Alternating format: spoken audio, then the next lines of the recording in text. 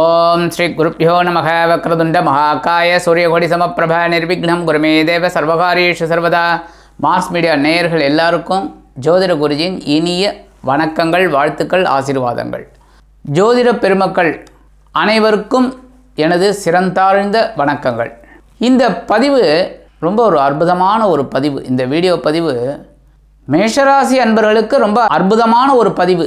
என்ன அப்படின்னா, நிறைய பேர் எனக்கு ஃபோன் பண்ணி தொலைபேசி வாயிலாக, சாமி நீங்கள் சொல்கிறதெல்லாம் ஓரளவுக்கு பரவாயில்லை, நல்லபடியாக போயிட்டுருக்கு, ஆனால் கொஞ்சம் பிரச்சனைகள் இருந்துக்கிட்டே தான் இருக்குது, ஒன்றும் குறையில்லை அப்படிங்கிறாங்க. அது நம்ம மார்ஸ் மீடியா நிறுவனர் திரு சக்திவேல் அவர்களுக்கும் கேட்டு ஃபோன் பண்ணி கேட்டிருக்காங்க. குருஜி சொல்கிறதெல்லாம் நல்லா இருக்குது, ஆனால் எங்களுக்கு பிரச்சனைகள் இருந்துக்கிட்டே இருக்குது. சரிங்க, நீங்கள் குருஜியை டைரெக்டாக காண்டாக்ட் பண்ணுங்கள், ஒன்றும் பிரச்சனை இல்லை அப்படின்னு சொல்லி அவரும் ஆறுதல் சொல்லியிருக்கார். என்கிட்ட ஒரு நாள் பேசும்போது, குருஜி இந்த மாதிரி எல்லாருமே ஃபோன் பண்ணுறாங்களே, என்ன இந்த மாதிரி பிரச்சனை, அப்போ ஒவ்வொரு ராசிக்கும் ஒரு தெளிவான ஒரு இது எடுங்களேன் அப்படின்னார். சரி அப்படின்னு சொல்லிட்டு ஒரு டீட்டெயில்டாக ஒரு பதிவு நான் எடுத்திருக்கேன். என்ன அப்படின்னா, இப்போ முக்கியமாக பார்த்தீங்க அப்படின்னா, குரு, சனி, ராகு, கேது இந்த 4 கிரகங்களோட மெயினான ஆக்டிவிட்டீஸ் தான் ஓரளவுக்கு நல்லபடியாக போயிட்டுருக்கு. ஒரு பிரச்சனைகளையும் கொடுத்துட்ருக்கு. சில பேருக்கு நல்லது, சில பேருக்கு சுமார் அப்படின்னு. பட் கோச்சாரம் அப்படின்னாலே ஒரு 30% நல்லபடியாக இருக்கும். தசாபுக்தி தான் மெயின். நமக்கு நம்மளோட ஆரம்பத்திலே தசாபுக்தி தான் என்ன ஏதுன்னு. அடுத்தது கோச்சாரம் ஓரளவுக்கு ஒர்க் அவுட் ஆகும். அந்த வகையில் இந்த இப்போ இருக்கிற காலகட்டத்தின்படி குரு பகவான் ரிஷபராசியில் இருக்கார், சனீஸ்வர பகவான் கும்பராசியில் வக்ரகதியில் இருக்கார், மீனராசியில் ராகு பகவான், கன்னி ராசியில் கேது பகவான். இந்த 4 கிரகங்கள் தான் அற்புதமாக இந்த உலகத்தை ஆட்டி படைச்சுன்னு இருக்கு. மற்ற கிரகங்கள் சுக்கிரன், புதன் இதெல்லாம் அந்தந்த மாதத்துக்கு மாறிண்டே இருக்கிறதுனால ஓரளவுக்கு அனுகூலமான பலன்களை கொடுத்துக்கிட்டு இருக்கோம். அந்த வகையில் இந்த குரு பகவான் பார்த்தீங்கன்னா, குரு பகவானுக்கு 5, 7, 9 3 பார்வைகள் உண்டு. எல்லா கிரகங்களுக்கும் 7ஆம் பார்வை கம்பல்சரி, ஸ்ட்ரைட்டுன்னு சொல்லுவார், நேர் பார்வை. இந்த குரு பகவானுக்கு 5, 7, 9 5ஆம் இடமாகிய கன்னிராசியை பார்க்குறார். அடுத்தது விருச்சிக ராசியை 7ஆம் பார்வையாக பார்க்குறார். மகர ராசியை 9ஆம் பார்வையாக பார்க்குறார். ராகு கேது அப்படின்னு எடுத்துட்டிங்கன்னா ஒரே பார்வை தான், 7ஆம் பார்வை தான். அந்த ராகு கேதுவை பார்ப்பார், கேது ராகுவை பார்ப்பார். ஏன்னா 2 பேரும் ஒன்று தான், தலை வால், அவ்வளோதான். அடுத்தபடியே இந்த சனீஸ்வர பகவானுக்கு 3 பார்வை, 3, 7, 10. இந்த இடத்துல பாருங்க, ரொம்ப அற்புதமான பார்வையை கொடுத்துருக்காங்க பாருங்க. எப்படின்னா, குரு அப்படிங்கும்போது 5ஆம் இடம் பூர்வ புண்ணிய ஸ்தானம், நம்மளோட குழந்தைகள் ஸ்தானம். அடுத்தது 7 மனைவி, அதாவது ஒரு குடும்பம் அப்படின்னு இருந்தாலே தகப்பனார், அதாவது தகப்பனார்னால் தாயாரும் வந்துடுவார், தகப்பனார், அடுத்தது குழந்தைகள், மனைவி, இதெல்லாம் உண்டு. அந்த வகையில் 5ஆம் இடம் குழந்தைகள், 7ஆம் பார்வை களத்திரஸ்தானம், அற்புதம்.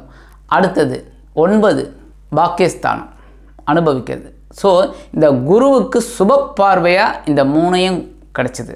சனீஸ்வர பகவான், சனீஸ்வர பகவான் அப்படிங்கும்போது அசுப கிரகம் அப்படின்னு சொல்கிறது, ஏன்னா இருள் கிரகம். அந்த வகையில் இந்த சனீஸ்வர பகவான் நன்மைகளை மட்டும்தான் செய்வார், ஒரு பாடங்களை கொடுப்பார், யாரையும் கவுத்து குட்டிச்சவராக்க மாட்டார். பாடங்கள், நம்ம செய்கிற பலாபலன்கள் நமக்கு திரும்பி வரும். பகவத்கீதையிலே அதானே சொல்கிறார், நீ பிரதிபலனை எதிர்பார்க்காத, உன் கடமையை செய், ஆட்டோமேட்டிக்காக எல்லாம் நடக்கும் அப்படின்னு.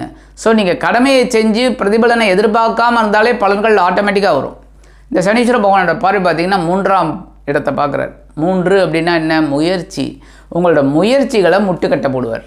நீ அதை மீறி வரணும், நான் இதெல்லாம் செய்வேன் அப்படின்னு நீ இறங்கு, வெற்றி. அடுத்தது பார்த்திங்கன்னா அவருக்கும் 7ஆம் பார்வை உண்டு. எல்லாருக்குமே 7. எல்லாருக்கும் பார்த்திங்கனாலே வாழ்க்கை துணை வந்தோன்னே தான் பிரச்சனைகளே ஸ்டார்ட் ஆகுது. திருமணம் வரைக்கும் திருமணம் ஆகலையே நினச்சிட்டு இருப்பாங்க. திருமணம் ஆனோன்னா அடடா ஆயிடுத்தேன்னு நினைப்பாங்க.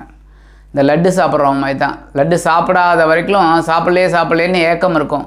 லட்டு சாப்பிட்டுட்டான்னு வச்சுக்கோங்க, இவ்வளோ தானே அந்த லட்டு அப்படின்னு ஆகிடும். அந்த மாதிரி 7ஆம் பார்வை எல்லா கிரகங்களுக்கும் உண்டு, சனி பகவானுக்கும் உண்டு. Sir right. அடுத்தது பார்த்திங்கன்னா ஜீவனம், 10ஆம் இடத்தை பார்க்குறார். எதுக்கு, அந்த இடத்த நீ சரி பண்ணிக்கோ. நல்லா கவனிங்க, அந்த இடத்த நீ இந்த கர்மாவை இந்த தொழிலை பண்ணி நீ விருத்தி அடைஞ்சு இந்த ஆத்மாவை இங்கே முடிச்சுட்டு வா அப்படின்னு சொல்லி இங்கே அனுப்புகிறார் பூமிக்கு. அப்போ இந்த 10ஆம் இடத்தை நீ வலுவாக வச்சுக்கோ, நல்லபடியாக கொண்டு வா அப்படின்னு சொல்லி அவர் கொண்டு வருவார். ஸோ 3, 7, 10 இந்த சனீஸ்வர பகவானுக்கு. இந்த வகையில் இந்த சனீஸ்வர பகவான் 3ஆம் பார்வையாக மேஷ ராசியை பார்க்குறார், 7ஆம் பார்வையாக சிம்ம ராசியை பார்க்குறார், 10ஆம் பார்வையாக உங்களுக்கு பார்த்திங்கனாக்க விருச்சிக ராசியை பார்க்குறார். இதுதான் சிச்சுவேஷன்.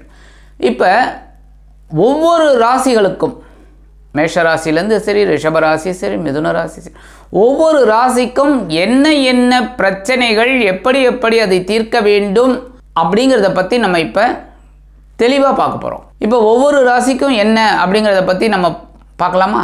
அதுக்கு முன்னாடி நம்ம வீடியோவை ஸ்கிப் பண்ணாமல் ஃபுல்லாக பாருங்கள், உங்களோட கமெண்ட்ஸை கொடுங்கள், லைக் பண்ணுங்கள். நிறைய பேர் தினப்பலனுக்கு ரொம்ப ரொம்ப லைக் பண்ணுறீங்க, அதை இன்னும் பூஸ்டப் பண்ணுங்கள். நிறையா எதனா ஐடியாஸ் உங்களுக்கு இருந்ததுன்னா சொல்லுங்கள், கண்டிப்பாக அதை நாங்கள் ஏற்றுக்கொள்ளப்படும், நாங்கள் எடுத்துக்கிறோம், ஒன்றும் பிரச்சனை கிடையாது. அதே சமயம் நீங்கள் எல்லாருமே நன்னா இருக்கணும், அதுதான் எங்களோட ஆவல். எங்களோட ஆவல் அதான். எப்படின்னா நீங்கள் நன்னா இருக்கணும், உங்களுக்கு பிரச்சனைகள்லாம் தீரணும். சரியா? இப்போ சப்ஸ்கிரைப் பண்ணாதவங்க சப்ஸ்கிரைப் பண்ணிக்கோங்க, சப்ஸ்கிரைப் பண்ணவங்க லைக் பண்ணுங்கள், ஷேர் பண்ணுங்கள், கமெண்ட் பண்ணுங்கள். கண்டிப்பாக உங்களுக்கும் நல்லபடியாக எல்லா விதமும் வெற்றிகரமாக அமையணும் அப்படின்னு வேண்டிக்கிறேன். இப்போ இந்த பதிவுக்கு போகலாமா? எனதருமை தனுசு ராசி அன்பர்களே, இந்த பதிவு உங்களுக்கு ரொம்ப அற்புதமான ஒரு பதிவு. ஏன்னா இன்னும் தனுசு ராசி அன்பர்களுக்கு நிறைய பேருக்கு ஒரு பெரிய ஒரு மாற்றங்கள் கிடைக்கல, ஒரு விமோச்சனம் கிடைக்கல. நிறைய தனுசு ராசி அன்பர்கள் சொல்கிறாங்க எங்களுக்கு மரணம் தான் வரலங்க அப்படின்னு வேதனைப்பட்டுலாம் சொல்லியிருக்கீங்க. ரொம்ப மனசுக்கு கஷ்டமாக இருந்தது. அதுக்காக தான் இந்த உங்களை இதிலேருந்து வெளியில் கொண்டு வந்து உங்களை சந்தோஷப்படுத்தி உங்களை பெரிய பிரச்சனைகள்லேருந்து வெளியில் வரத்துக்கு இந்த பதிவு. இந்த பதிவுன்னு பார்த்திங்கன்னா இப்போ கிரகங்கள் அப்படின்னு பார்த்திங்கன்னா குரு, சனி, ராகு, கேது. ராகு கேதுவும் சமசப்தமாக பார்வை. குருவுக்கு 5, 7, 9, கன்னி, விருச்சிகம், மகரம் இந்த 3 ராசியும் பார்க்குறாரு. அதேமாதிரி சனீஸ்வர பகவான் 3, 7, 10 மேஷம், சிம்மம், விருச்சிகம் 3 ராசியை பார்க்குறாரு. இதோட கலவை தான் இந்த பதிவு. எப்படி அப்படின்னா என்னென்ன ஸ்தான பலம், என்னென்ன பார்வை பலம் எப்படி நம்ம உபயோகப்படுத்திக்கணும் அப்படின்னு. இது எதுக்காக அப்படின்னா எந்தெந்த இடத்துல எந்தெந்த கிரகங்கள் இல்லையோ அந்தந்த இடத்தோட காரகத்துவத்தை நம்ம எடுத்துக்கணும். எந்தெந்த இடத்துல சுப பார்வை இருக்கோ அந்த சுப பார்வையை உபயோகப்படுத்திக்கணும். எந்தெந்த இடத்துல அசுப பார்வையாக இருக்கோ அதெல்லாம் உஷார் பண்ணி சரி பண்ணிக்கணும். இதுதான். இப்போ உங்களோட ராசின்னு பார்த்திங்கன்னா எந்த கிரகமும் இல்லை, எந்த கிரகங்களோட பார்வையும் இல்லை. அற்புதம், சந்தோஷமாக இருப்பீங்க. உடல் ஆரோக்கியம் நல்லா இருக்குது, கவலையே படாதீங்க. வயசாகிடுது அப்படின்னா சில பேருக்கு உடல் ஆரோக்கியம் அப்படி இப்படி தான் இருக்கும். அதை பற்றிலாம் கவலைப்படாமல் மருத்துவ செலவு எடுத்துக்கிட்டு போயிட்டே இருங்க, சந்தோஷமாக இருப்பீங்க. நீங்கள் எடுக்கிற காரியங்களும் அற்புதமாக இருக்கும். அடுத்து உங்களோட தனவாக்கு குடும்பஸ்தானம் முக்கியமானது 2வது இடம். 2வது இடத்துல குரு பகவான் தனது 9ஆம் பார்வையாக பார்க்குறார். அற்புதம். தனவரவு தாராளமாக வந்துட்டுருக்கு. நீங்கள் என்ன உத்தியோகம் பார்க்குறீங்களோ ஆட்டோமேட்டிக்காக 7ஆம் தேதியோ 1ஆம் தேதியோ சம்பளம் வந்துட்டுருக்கு, கிரெடிட் ஆகிடுது. அதேமாதிரி எடுக்கிற காரியங்களும் உங்களுக்கு அற்புதமாக இருக்குது. கொடுத்த வாக்குறுதிகளையும் காப்பாற்றுறீங்க, குடும்பத்துக்கு தேவையான சில வேலைகளையும் செஞ்சுக்கிறீங்க. அடுத்து சகாயஸ்தானம் 3ஆம் இடத்துல பார்த்திங்கன்னா சனி பகவான் இருக்கார். சகாயாதிபதி சனி பகவான் 3ஆம் இடத்துலையே இருக்கார், வக்ரகதியில் இருக்கார். இந்த நேரத்தில் முயற்சிகளை நீங்கள் முடுக்கி விடணும். ஏன்னா முயற்சிகளை அப்படியே இறக்குவார், ஏன்னா வக்ரகதியில் இருக்கார். அப்போ நீங்கள் 7.5 முடிஞ்சிடுது, அவர் 3ஆம் இடத்துக்கு இப்போ வக்ரகதியில் இருக்கார். அப்போ நீங்கள் முயற்சிகளை முடுக்கி விட்டு ஒவ்வொரு வேலைகளையும் அற்புதமாக செய்யுங்க, கண்டிப்பாக நல்லது நடக்கும். ஆனால் இளைய உடன்பிறப்புகள் இருக்காங்க பார்த்திங்களா, உங்களோட தம்பி தங்கைகள், இவங்கெல்லாம் கொஞ்சம் உங்களுக்கு பிரச்சனைகளை கொடுக்கலாம். அவங்கக்கிட்டெல்லாம் கொஞ்சம் அனுசரித்து போகிறது நல்லது. அடுத்தது சுகஸ்தானம். சுகஸ்தானத்தில் ராகு இருக்கார். சுகத்தை கொஞ்சம் கட் பண்ணுறதுக்கு, இல்லைன்னா பிரம்மாண்டமாக இருக்கிறதுக்கு. எப்படின்னா உங்களுக்கு சாதாரணமாகவே இப்போல்லாம் பார்த்திங்கன்னா பெருசாக பண்ணணும் அப்படிங்கிற ஒரு எண்ணம் வரும், அதெல்லாம் யோசித்து செய்யணும். அதேமாரி வெளியூர்லன்னா வெளிநாடு போய் படிக்கணும்னு நினைக்கிற குழந்தைகள்லாம் இந்த நேரத்தை எடுத்துக்கலாம், ஏன்னா இடமாற்றம் நல்லபடியாக கிடைக்கும். 4ஆம் இடம் சுகஸ்தானம்ங்கிறதுனால நல்ல ஒரு படிப்பு வரும், நல்ல ஒரு உத்தியோகம் கிடைக்கும். பஞ்சமஸ்தானம் 5ஆம் இடம். 5ஆம் இடத்துல பார்த்திங்கன்னா சனீஸ்வர பகவான் 3ஆம் பார்வையாக பார்க்குறாரு. குழந்தைகளின் மூலம் கொஞ்சம் குழப்பம் இருக்கும், சந்தோஷம் இருந்தால் கூட குழப்பம் இருக்கும். அதேமாரி ஆன்மீக விஷயங்களில் நீங்கள் நாட்டம் இல்லாமல் போகிறதுக்கு வாய்ப்புகள் இருக்குது. அப்புறம் பார்த்துக்கலாம்டா, ஏங்க இன்றைக்கி பிரதோஷம் போயிட்டு வாங்கலைங்க, அப்புறம் பார்த்துக்கலாம். ஏங்க இன்றைக்கி சங்கட சதுர்த்திங்க போயிட்டு பிள்ளையாரை வழிபாடு பண்ணிட்டு வாங்க, நாளை பாப்பா நாளைக்கு பார்த்துக்கலாம், இந்த மாதிரி ஒரு சிச்சுவேஷன் வரும். இதெல்லாம் நீங்கள் அவாய்ட் பண்ணி நீங்கள் புத்திசாலித்தனமாக அந்த ஆன்மீக விஷயங்களில் நாட்டம் கொண்டீங்கன்னா நல்லது நடக்கும். அடுத்தது பகைருண ரோகஸ்தானம், 6ஆம் இடத்துல குரு. உத்தியோகத்தில் கொஞ்சம் கடுமையாக பாடுபடுற மாதிரி தான் இருக்கும், தொழில் வியாபாரத்துலேயும் பாடுபடுற மாதிரி தான் இருக்கும். கடன் சுமை கொஞ்சம் சில பேருக்கு எப்படி இருக்குன்னா, இந்த கடனை அடைக்கிறதுக்கு அந்த இன்னொரு கடன் வாங்குறது, இல்லைன்னா இன்னொரு கடன் அடைக்கிறதுக்கு இன்னொரு கடன் வாங்குறது, இப்படியே போயிட்டு இருக்கும். ஆனால் இந்த விஷயத்துலலாம் நீங்கள் கவனமாக இருக்கணும். சரியா? அவன் உடல் ஆரோக்கியத்தில் கொஞ்சம் கவனமாக இருங்க. களத்திரஸ்தானம் 7ஆம் இடத்துல எந்த கிரகமும் இல்லை, எந்த கிரகங்களோட பார்வையும் இல்லை. சூப்பர். வாழ்க்கை துணை உங்களுக்கு ஆதரவாக இருப்பாங்க, வாழ்க்கை துணை வழி உறவினர்கள் ஆதரவாக இருப்பாங்க, தொழில் வியாபாரத்தில் கூட்டாளிகள் ஆதரவாக இருப்பாங்க. நீங்கள் எடுக்கிற காரியங்கள் இப்போ அற்புதமாக நிறைவேறும். அடுத்து அஷ்டமராசி. அஷ்டமராசியில் எந்த கிரகமும் பார்க்கல, எந்த கிரகமும் இல்லை. ஸோ 8ஆம் இடம் அற்புதமாக இருக்குது. ஸோ உடல் ஆரோக்கியம் நல்லபடியாக இருக்குது. எல்லாம் ஓரளவுக்கு உங்களுக்கு திட்டம் போட்ட மாதிரி போயின்னு இருக்கும். வம்பு வழக்குகள் இதெல்லாம் குறையிறதுக்கு வாய்ப்புகள் இருக்குது. அடுத்தது பாக்கியஸ்தானம். பாக்கியஸ்தானத்தில் சனீஸ்வர பகவான் தனது 7ஆம் பார்வையை பார்த்துட்டு இருக்கார். தந்தையார்கிட்ட கொஞ்சம் அப்படி இப்படி ஒரு மிஸ் அண்டர்ஸ்டாண்டிங் இருந்துகிட்டு இருக்குது. அதெல்லாம் அவாய்ட் பண்ணணும். எதனால் இந்த மிஸ் அண்டர்ஸ்டாண்டிங் வந்ததுங்கிறத பார்த்து நீங்கள் அவாய்ட் பண்ணணும். அடுத்தபடியாக தொழில் வியாபாரத்தில் கூட்டாளிகள்கிட்ட கொஞ்சம் கடுமையாக நடந்துக்கக்கூடாது. இதெல்லாம் ரொம்ப நல்லது. பூர்வீக சொத்துக்கள் உங்கள் கைக்கு வரத்துக்கு கொஞ்சம் காலதாமதம் ஆகலாம். அடுத்தது ஜீவனஸ்தானம் 10ஆம் இடம் பார்த்திங்கனாக்கா குரு பகவான் தனது 5ஆம் பார்வையாக பார்க்குறார். அதே சமயம் கேதுவும் அங்கே இருக்கார். ஸோ தொழில் உங்களுக்கு ஓரளவுக்கு விருத்தி அடையும், கவனமாக இருந்தீங்கன்னா. அடுத்தது பார்த்திங்கன்னா உத்தியோகத்துலேயும் நீங்கள் வேகமாக வேலை செய்கிறதுனால, கடுமையாக வேலை செய்கிறதுனால அதுக்கு உண்டான உயர்வுகளும் கிடைக்கும். ஏன்னா குரு பகவான் தனது 5ஆம் பார்வையும் பார்க்குறதுனால ஜீவனத்துக்கு ஒன்றும் பெரிய அளவில் பாதகங்கள் உங்களுக்கு இருக்காதுனாலும் கவனமாக இருந்தால் போகும். அடுத்தது லாபஸ்தானம். லாபஸ்தானத்தில் எந்த கிரகமும் பார்க்கல, சூப்பரோ சூப்பர், லாபம் வரும். அதனால் நல்லபடியாக உழைங்கோ, நல்லபடியாக உத்தியோகம் வருங்கோ, கண்டிப்பாக இந்த லாபஸ்தானம் உங்களுக்கு விருத்தி அடையும். அடுத்தது அயன சயன போகஸ்தானம். இந்த விரயஸ்தானத்தில் குரு பகவான் தனது 7ஆம் பார்வையாக பார்க்குறாரு. ஸோ சுப விரயங்கள் இருக்கும். அதே சமயம் சனீஸ்வர பகவான் தனது 10ஆம் பார்வையும் பார்க்குறாரு. ஸோ சில நேரங்களில் அசுப விரயமும் கிடைக்கும். அதனால் உடல் ஆரோக்கியம் சரியாக பார்த்துக்கிட்டிங்கனாலே இந்த மருத்துவ செலவுகள், இந்த மாதிரி அசுப விரயங்கள்லாம் குறையும். சுப விரயம் நீங்கள் எடுத்துக்கலாம்.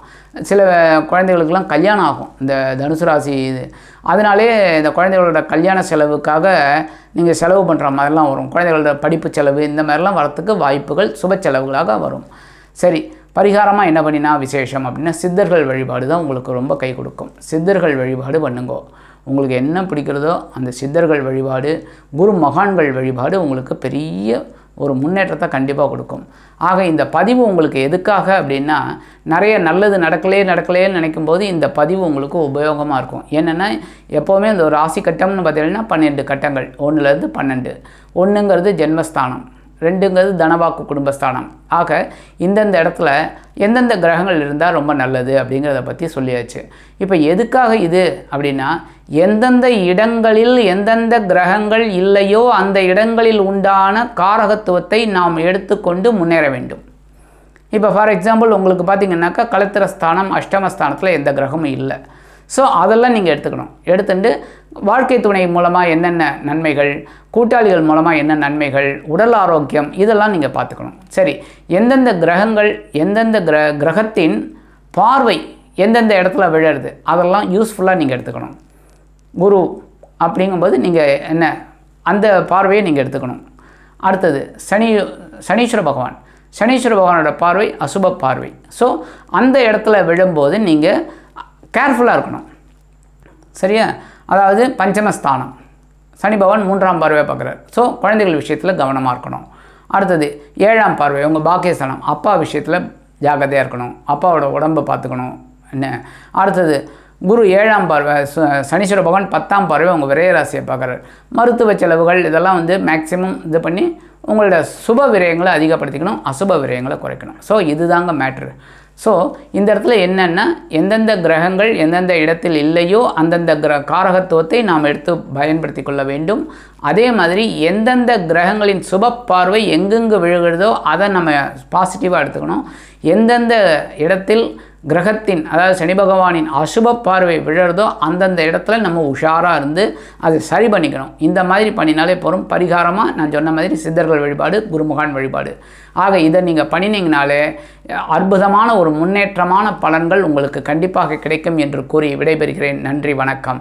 மீண்டும் ஒரு அருமையான பதிவில் நான் உங்களை மனமகிழ்ச்சியோடு சந்திக்கிறேன். வாழ்த்துக்கள். வாழ்க வளமுடன்.